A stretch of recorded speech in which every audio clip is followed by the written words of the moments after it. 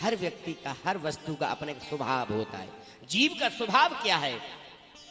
मानव का मात्र स्वभाव है साधना। साधन तो है महाराज, एक बात और याद रखना, साधना कभी साधन से नहीं हो सकती। साधना के लिए कोई साधन की आवश्यकता नहीं है। साधना वही व्यक्ति करता है जो साधन विहीन होता है। आपने देखा होगा कई संतों को, उनके आश्रम में जाओ तो आपको एसी कमरा मिलेगा, डबल बेड, डल्लब का गद्दा मिलेगा। और महात्मा जी की कुटिया में जाइए ना तो कुशा के आसन पर लेटे होंगे, कुशा के आसन पर बैठे होंगे, मृग छाल पर बैठे होंगे। इसका कारण क्या है? साधक का स्वभाव, साधक की सहजता, इससे सब परिणत होती है। कहते हैं माता अष्टांग योग की बात करती है। प्रभु ये अष्टांग योग क्या है?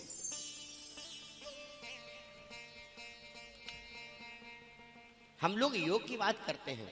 आजकल हमारे योगी जी सुबह को योग करा रहे हैं। क्या करा रहे हैं योग में? पेट फुलाओ, हाथ पैर चलाओ। भाई योग का ये तो मतलब नहीं होता है।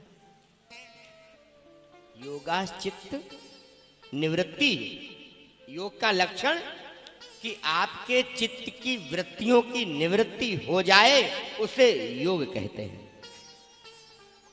दूसरा योग का लक्षण, आप साधारण भाषा में योग माने जोड़ना, मिला देना। इसे अष्टांग योग कहते हैं। इसको कपिल गीता के नाम से भागवत में ख्याति मिली। अष्टांग योग में यम नियम आसन, प्राणायाम प्रत्याहार, धारणा, ध्यान और समाधि। अब पहले तो हमें यह समझना पड़ेगा कि यम क्या है, यम किसे कहते हैं। अब हम यम नहीं जानेंगे तो क्या पहली सीढ़ी पे अटक गए? हमारे विद्वानों ने इसको एक दूसरा नाम दिया, ये हठ योग है।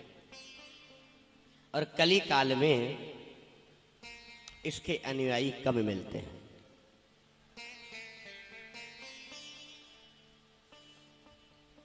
साधारण सी बात है, यम माने पवित्रता के हैं, नियम माने नियम, सब जानते हैं। आसन आप लोग बैठते ही हैं।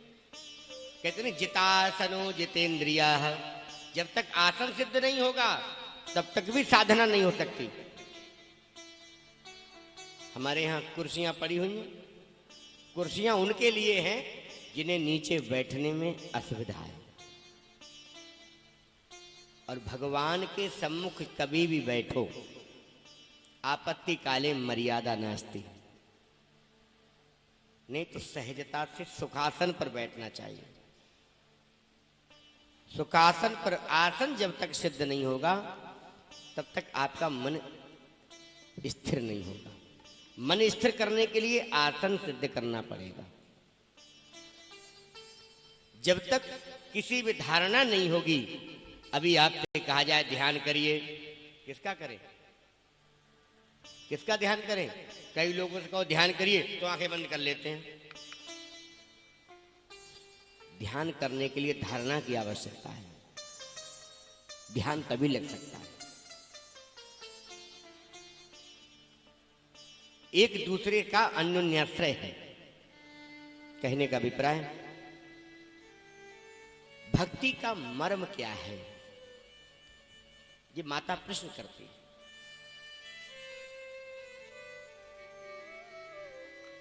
भक्ति का मर्म एक ही है। जैसे कोई भी व्यक्ति, हम लोगों ने कई लोगों को सुनते हैं कि आज क्या बताएं, आज हमारी पूजा छूट गई।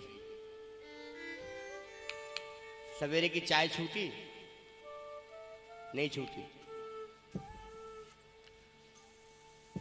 जो आपकी दैनिक आदत में जो वस्तु है वो आपसे कभी नहीं छूटेगी।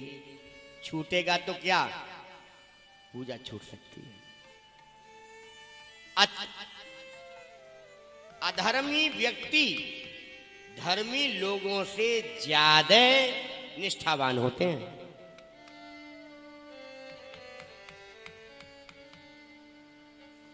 वो अधर्म में कभी चूकेगा नहीं और धर्म में जीव चूक जाता है। तो निष्ठा हमारी कैसे होती है? भक्ति का मतलब, भक्ति का मर्म क्या है? बोले भक्ति का मर्म एक ही है। बड़ी सुंदर एक इस पर प्रमाण, कि कर से कर्म करहु विधि नाना, और मन राखें जहां कृपा निधाना। भक्ति का सीधा मर्म है, संसार में सबसे हमारी समता हो और भगवान में हमारी ममता हो जाए। सबसे प्रिय आपको कौन है? महाराज, संसार के संबंधों में कोई प्रिय और अप्रिय नहीं होता। संसार के संबंध में सबसे समता हो और भगवान के चरणों में ममता हो जाए, यही भक्ति का मर्म है।